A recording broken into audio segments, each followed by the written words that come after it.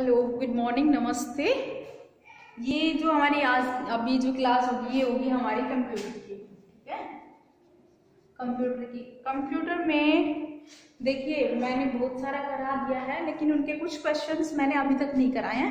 एक दिन मैं आप लोगों को सारे क्वेश्चंस भी कराऊंगी, जो जितना मैंने अभी तक कवर कराया है उसके बारे में।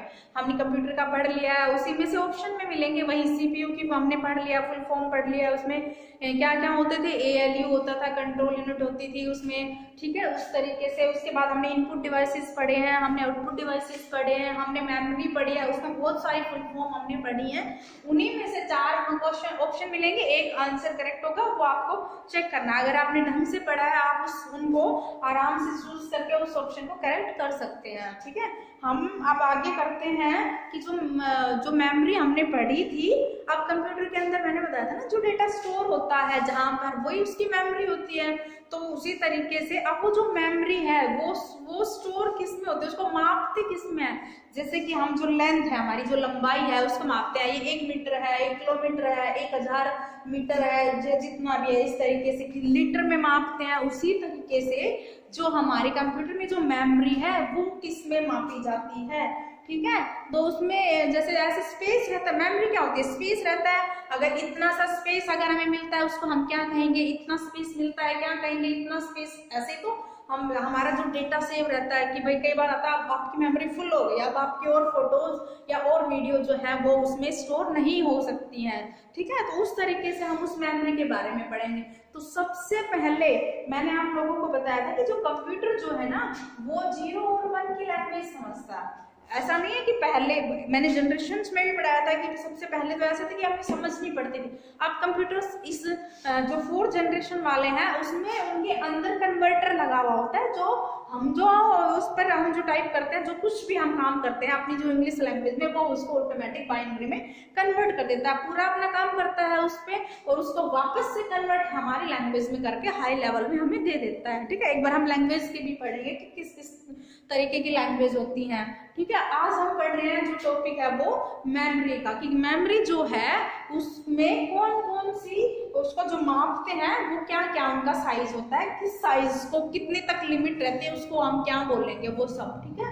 तो जो सबसे छोटी जो होती है वो होती है निबल, ठीक है, NIBBLE, निबल। निबल सबसे छोटी यूनिट होती है। हम पढ़ रहे हैं यूनिट्स ऑफ मेमोरी, ठीक है, कि मेमोरी की जो यूनिट है वो क्या क्या है। सबसे जो छोटी यूनिट होती है वो होती है निबल, ठीक है। और ये जो निबल है ना, इसमें कितनी होती है, 4 बिट आती है, ठीक है, 4 बिट। यानी कि जैसे 0 1 0 0, ये जो बिट, ये 1 बिट है, ये 2 ये 3 ये 4 ये, ठीक है। वैसे ये लैंग्वेज बाइनरी है क्योंकि इसमें 2 ही यूज हुए हैं, 0 और 1। इन्हीं से इसी तरीके से बहुत बड़ा कोड हम लिख सकते हैं सिर्फ 0 1 से। तो वो जो 2 है वो तो बाइनरी की है, 2 बिट की बाइनरी, जो डिजिट है वो 2 बिट की होती है, ठीक है। और जो ये है इनको हम काउंट करेंगे जितने बिट होते हैं। तो निबल जो होता है वो सबसे छोटा होता है और उसमें 4 बिट आती है, ठीक है। उसके बाद में अब हमारे पास में क्या होता है कि निबल के बाद में हमारा बिट आ गया, ठीक है। अब जो बिट है अगर वो 8 बिट इकट्ठी हो जाती है तो हम उसको बोलते हैं बाइट, ठीक है, BYTE, बाइट। बाइट कितने के बराबर होता है, 8 बिट के बराबर होता है, ठीक है। 8 बिट हमारे पास जब होंगे ना इस तरीके से, 0 1 0 0 0 1 0 2 4 6 7 8, तो इसको हम बोलेंगे कि ये हमारा 1 बाइट का कोड है, ठीक है। 1 बाइट हमारे किसके, ये एक है ऑटोमेटिक इनके आगे, ठीक है, इस तरीके से। तो ये जो 8 बिट हो गई ना हमारे, इनका स्पेस बढ़ा रहता है, 1 बिट यहाँ, 1 बिट यहाँ, 1 बिट, इस तरीके से ये कितनी जगह है। तो यानी कि 8 बिट तक का जो डेटा स्टोर कर सकता है वो 1 बाइट में हमारा काम चल जाएगा, ठीक है। अगर हमें सिर्फ 8 बिट का, लेकिन इतना छोटा डेटा तो यूज कोई करता ही नहीं है ना। तो उसके बाद में अब बाइट आ गया, ठीक है। अब बाइट के बाद में हमारे पास जो सबसे छोटी हम जो यूज करते हैं फोन में, कितने MB की है, कितने GB की है, कितने KB की है, वो सारी आ जाती हैं, ठीक है। तो बाइट के बाद में नंबर आता है किसका, किलोबाइट का, ठीक है। अब जो किलोबाइट है वो हमारी किसके बराबर होगी, देखो जो निबल है उसके बाद बिट आया, यहाँ से ऐसे करस्पॉन्ड जो है हम यहाँ से करेंगे इसको कि जो बिट है उसके बाद बाइट है, ठीक है। अब बाइट जो है यानी कि जो बाइट है उसके अंदर बिट होती है, तो किलोबिट के अंदर उससे प्रीवियस वाला, ठीक है, कि बाइट में बिट होती है, बिट उससे पहले का था, ठीक है। अब हमारा बाइट आ गया। अब बाइट जो है किलोबाइट में कितनी बिट होती है वो देखेंगे, तो किलोबाइट में 1024 हमारी बाइट होती है, ठीक है। इस तरीके से अब पता चल गया ये सारे 1 है कि 1 किलोबाइट में कितना डेटा आ सकता है, 1 किलोबाइट में हमारे पास में 1024 डेटा जो है आ सकता है, और ये अप्रोक्सी हम मान लेते हैं 2⁻10 का, ठीक है। अब उसके बाद में आता है हमारे पास ये किलोबाइट के बाद में, किलोबाइट से बड़ा क्या होता है, किलोबाइट से इनकी फुल फॉर्म भी मैं लिख देती हूँ, ये हमारे पास है किलोबाइट, ठीक है। उसके बाद में हमारे पास में आता है मेगाबाइट, ठीक है, मेगाबाइट। अब मेगाबाइट में अब ये कंटिन्यूअसली 1024 चलता रहेगा 1024, ठीक है, यानी कि 1 मेगाबाइट जो है उसमें जो डेटा आएगा वो हमारा आएगा 1024 किलोबाइट, ठीक है। इसको मैं यहाँ पे केबी लिख रही हूँ, ठीक है। अब मेगाबाइट से आगे क्या होता है जो हम जनरली आजकल यूज करते हैं, गीगाबाइट, ठीक है।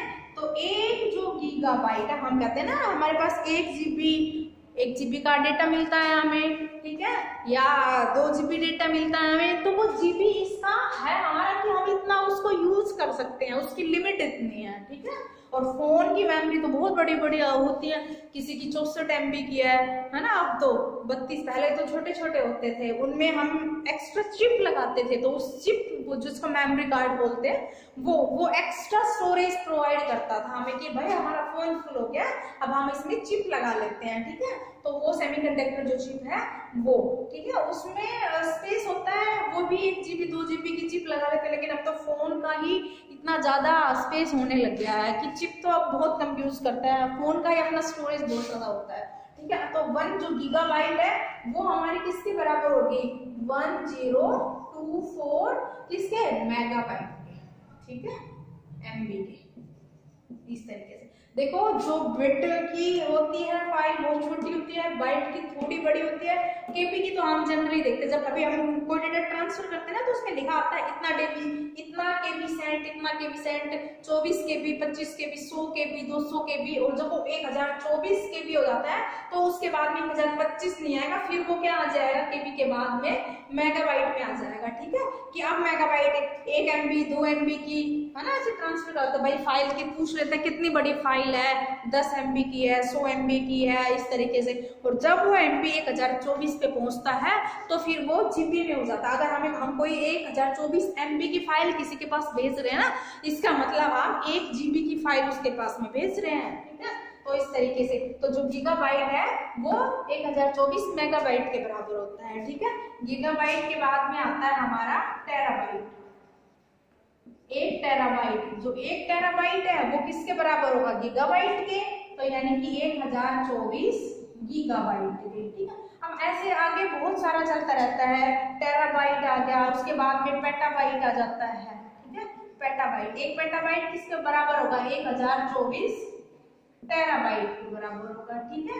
इस तरीके से बहुत सारा चलता रहता है, टेरा, पेटा, उसके बाद एक्सा, उसके बाद जेटा, इस तरीके से आगे हमारा चलता रहता है। जनरली हम जीबी तक यूज करते हैं, टेराबाइट, पेटाबाइट ये जो है ये बैंक्स वगैरह में यूज कर लेते हैं। अब इतना ज्यादा स्पेस नॉर्मली हम तो गीगाबाइट तक ही कर लेते हैं, या तो बड़े लेवल पर जो सर्वर काम करते हैं उनमें और भी ज्यादा हाई जो मेमोरी की रिक्वायरमेंट होती है वहां पर हम इनको यूज करते हैं। तो ये थी हमारी मेमोरी की यूनिट की, जो हम जितना यूज करते हैं ना कंप्यूटर के अंदर जो स्पेस, वो किस में हम माप के रखते हैं कि जब फोन में चेक करते हैं उसका स्टोरेज देखोगे इतनी जीबी फुल, इतना फ्री, क्योंकि अब तो जीबी में ही आता है हमारा है ना, पहले एमबी में था तो चिप वगैरह लगा लेते थे, या जीबी में भी होता था तो बहुत कम होता था, ठीक है, तो 1 GB 2 GB के एक्स्ट्रा हम चिप लगा लेते थे। लेकिन अब तो मैं बता रही हूँ ना कि 64 उससे भी ज्यादा इस तरीके से 132 या जो भी है इस तरीके से आता है। 32 तो नॉर्मली सबका ही मिलेगा, या 64 भी आजकल तो सभी का मिल जाता है, खूब होता है हमारे पास में स्टोरेज। तो हम एक बार इसको रिवाइज कर लेते हैं। सबसे छोटी मैंने बताया निबल होती है, निबल में हमारी 4 बिट होती है। उसके बाद में हमारे जब 2 निबल, 2 ही हुई ना, 4 बिट की एक होती है, तो 2 निबल जो है वो 1 बाइट के बराबर होती है, या कह सकते हैं कि एक जो बाइट है उसके अंदर हम 2 निबल भी यूज कर लेते हैं, 2 निबल के भी इक्वल होती है, ठीक है। उसके बाद में बाइट के बाद में हमने पढ़ा किलोबाइट आता है, किलोबाइट के बाद में मेगाबाइट आता है, एमबी आता है, मेगाबाइट के बाद में जीबी आता है, गीगाबाइट आता है, उसके बाद में टीबी आता है, टेराबाइट, उसके बाद में पीबी आता है, पेटाबाइट। उसके बाद में अगर आगे भी देखें तो एक्जाबाइट, जेटाबाइट, योगाबाइट, इस तरीके से आगे भी चलता रहता है। लेकिन इतना ही हमारे लिए ज्यादा इंपॉर्टेंट था, तो इसलिए हमने इसको इतने से वो डिस्कस किया। अब मैं थोड़ा सा आप लोगों को करा देती हूँ 2-3 फुल फॉर्म है जो बहुत ही इंपॉर्टेंट होती है, जिनके बारे में हमें, और एक्चुअली हमें पता भी होना चाहिए उनके बारे में, ठीक है, कि वो क्या है। तो देखिए एक जो है मेरे, जो मैं काफी टाइम से सोच रही थी कि आप लोगों को कराऊं, तो वो मैं कराती हूँ, ठीक है। तो जो हमारे पास में शॉर्ट फॉर्म है उनके बारे में भी मैं थोड़ा सा एक्सप्लेन कर देती हूँ। सबसे पहले लेते हैं हम BCR, ठीक है, BCR ये होता है हमारा, इसकी फुल फॉर्म होती है हमारी बारकोड रीडर, ठीक है। जो बारकोड, जो हमारी बारकोड रीडर जो है, इसमें क्या होता है कि एक इसमें यूपीसी लगा होता है, ठीक है, जो यूनिवर्सल प्रोडक्ट कोड होता है, वो भी लिख देते, उसको पूछ सकते हैं कि यूपीसी क्या होता है, ठीक है, यूनिवर्सल प्रोडक्ट कोड, ठीक है, ये रहता है, ये 10 डिजिट का होता है। देखो जब हम कोई चीज परचेज करके लाते हैं तो उस पे इस तरीके से एक ऐसा ब्लैक ऐसा रहता है, वो हमारे समझ से बाहर होता है कि वो क्या होता है, ठीक है। फिर जब हम उसको खरीदने जाते हैं तो बारकोड रीडर की का जो डिवाइस होता है ना, इनपुट डिवाइस है, क्योंकि इसको रीड करने का काम करेगा, तो ये BCR एक इनपुट डिवाइस है। तो हम देखते हैं कि वो ऐसे हाथ में पकड़ के और उसको उस प्रोडक्ट के आगे ऐसे लगाते हैं, फिर उसमें रेड लाइन पंच होती है और फिर वो हमें पकड़ा देते हैं, यानी कि वो उसको रीड कर लेता है। वो जो डिवाइस है, जो रीडर है, बारकोड रीडर, वो इसको रीड कर लेता है कि इस पे क्या लिख रखा है, ठीक है। तो इस पे क्या, इसमें ये 10 डिजिट का होता है, मैंने बताया ये कोड होता है यूनिवर्सल प्रोडक्ट। इस प्रोडक्ट का कोड क्या है, इसमें 10 डिजिट होती है, 1 2 5 ऐसे 6 7 10। तो जो ये फर्स्ट जो है ना, ये तो जो मैन्युफैक्चरर कंपनी जो होती है ना, उसका कोड होता है, ठीक है, जो मैन्युफैक्चर करती है इस प्रोडक्ट को। और ये जो 6 से 10 वाला जो है, ये 5 डिजिट सबको अपना यूनिक कोड मिला हुआ होता है, वो उनका यूनिक कोड होता है, ठीक है। तो ये बारकोड रीडर होता है। पूछा जाता है BCR की फुल फॉर्म क्या है, बहुत सारी लिख देगा, उनमें से हमें टिक करनी है बारकोड रीडर, ठीक है।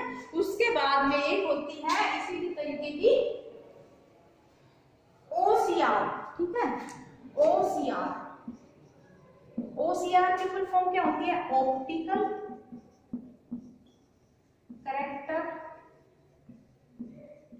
रीडर। ये सारे, ये इनपुट डिवाइस है भाई, क्योंकि ये सारे क्या कर रहे हैं, रीड कर रहे हैं। देखो अगर कभी भी तुम्हें ये नहीं पता हो कि ये इनपुट डिवाइस है या आउटपुट डिवाइस है, तो एक बार उसका ऐसे जरूर देख लिया करो कि ये काम क्या करता है। ये सारे रीड कर रहे हैं, इनपुट ले रहे हैं अपने पास में, हमें नहीं बता रहे।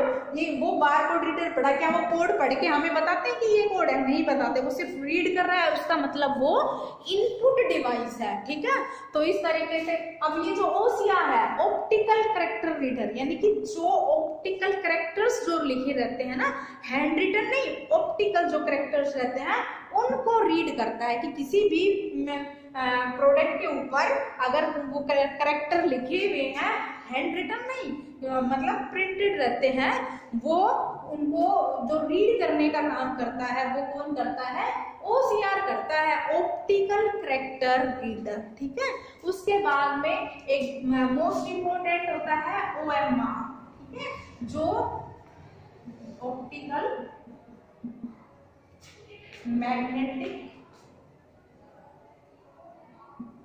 रीडर।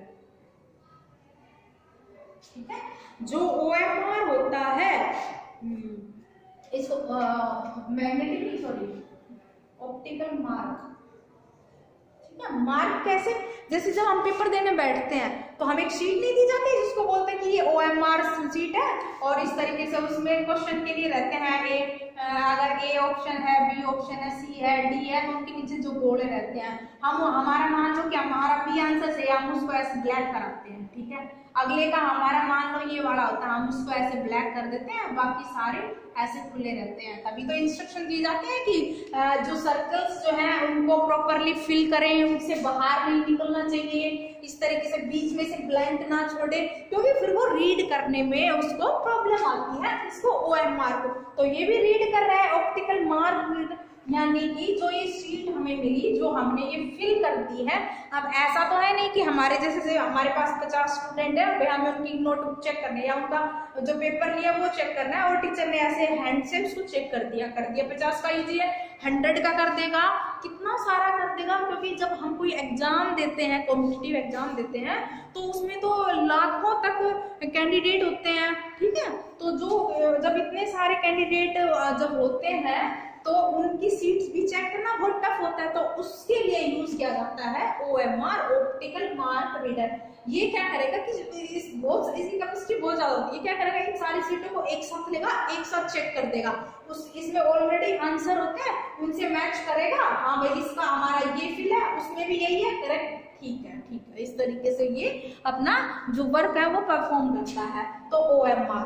उसके बाद में एक होता है हमारा MICR। ठीक है, ये MI जो CR है ये हमारा यूज होता है बैंकों में। ठीक है, यही लिख देते हूँ MICR। ये होता है हमारा मैग्नेटिक इंक करेक्टर रीडर। ये सारे करेक्टर को ही रीड करते हैं, एक 1 बाय 1 करेक्टर को, करेक्टर रीडर। ठीक है, मैग्नेटिक इंक करेक्टर रीडर, यानी कि जो हमारा जो चेक होता है ना, इस तरीके से चेक, और चेक पे यहाँ पर नंबर लिखे रहते हैं कि 1, ठीक है, फिर 2, ऐसे कुछ इस तरीके से। ठीक है, फिर उसके बाद 3, इस तरीके से 4, 5, इस तरीके से हमारे नंबर रहते हैं चेक के ऊपर। ठीक है, तो इनको रीड करता है ये MICR। ठीक है, कि ये क्या है कि ये नंबर्स जो है ये उनके हैं या नहीं है, ठीक है, या ओरिजिनल है या नहीं है, या इस तरीके से उनका आंकना होता है। तो जो MICR होता है ना, इसमें ये क्या होता है कि 9 डिजिट होती है इसके अंदर, जो MICR है इसको रीड करने के लिए। ठीक है, तो यहाँ पे जो 9 डिजिट्स होती है ना, उनको ये रीड करता है। जैसे वो 3 के ग्रुप में ऐसे डिवाइडेड रहती हैं कि 1, 2, 3, 4, 5, 6, 7, 8, 9, ये अलग है, ये अलग है, ये अलग है, इस तरीके से। ठीक है, तो इनमें क्या होता है कि ये जो डिजिट ना 3 के में, तो इसमें क्या होता है कि ये जो 9 डिजिट है, कि जो पहली जो 3 डिजिट होती है ना, ये तो हमें बताती है कि वो शहर कौन सा है। ठीक है, यानी कि अगर हम अपने किसी भी जहाँ का बैंक है वहां का अगर देखें तो वहां का पिन कोड क्या है उस जगह का, तो उस पिन कोड की जो फर्स्ट 3 डिजिट रहेंगी, ये डिजिट वही डिजिट रहती हैं, जो 3 डिजिट रहती हैं। ठीक है, उसके बाद में जो उसके आगे जो डिजिट रहती है, वो डिजिट क्या होती है कि जैसे अब बैंक है कोई भी, जैसे सेंट्रल बैंक है, ठीक है, तो वो सेंट्रल बैंक किस सिटी में है, उस सिटी के पिन कोड क्या है, वो तो ये हो जाएगा। ठीक है, उस सेंट्रल बैंक को खुद का क्या कोड मिला हुआ है, वो वाला हमारा उसके नेक्स्ट जो 3 डिजिट है वो वाला हो जाएगा। ठीक है, और जो फिर आखिर में जो होगा ना, वो जैसे ये तो मैंने बताया कि किस शहर में है उसका पिन कोड होगा, ये अगर सेंट्रल बैंक है तो उस सेंट्रल बैंक का अपना कोड होता है। और फिर ये जो सेंट्रल बैंक की जो ब्रांच हो गई, जैसे बहुत सारी ब्रांच होती है ना, तो वो ब्रांच जो है उस ब्रांच का अपना कोड होता है। तो ये जो तीनों तीनों जो होते हैं टोटल जो 9 डिजिट होती हैं ये MICR से रीड की जाती हैं। उससे पता तभी तो पता चल जाता है कि ऐसे तो कोई भी चेक बना के दे आए कि भाई नहीं, वो देखता है कि कहाँ का चेक है, किस बैंक का चेक है, क्या इसका पिन कोड है, यानी कि इसकी लोकेशन क्या है, उन सब के बारे में बताता है कौन, MICR। तो ये इम्पोर्टेंट थी। OCR पढ़ा हमने, OMR पढ़ा हमने, BCR पढ़ा हमने, और अब ये MICR पढ़ा। ये कुछ इम्पोर्टेंट डेफिनेशंस थी हमारी कंप्यूटर की, ठीक है। तो ये समझ आ गया, बहुत आसान है लेकिन इम्पोर्टेंट भी है, क्योंकि इनकी फुल फॉर्म ही क्वेश्चंस में पूछी जाती है। 4 ऑप्शन दे देता है, किसी में मैग्नेटिक को चेंज कर दिया, किसी में कैरेक्टर को चेंज कर दिया, किसी में रीडर को चेंज कर दिया, इस तरीके से, ठीक है। इसको रिकॉग्निशन भी बोल सकते हैं, क्योंकि ये रिकॉग्नाइज ही तो करता है कि ये चीज ये है या नहीं है, उसको रिकॉग्नाइज करता है, उसको पहचानता है। तो रीडर की जगह रिकॉग्नाइज मिल जाए तो वो भी करेक्ट रहेगा। तो ये सारी थी हमारी कुछ फुल फॉर्म्स, ठीक है। तो इस तरीके से हमने फुल फॉर्म्स करी है।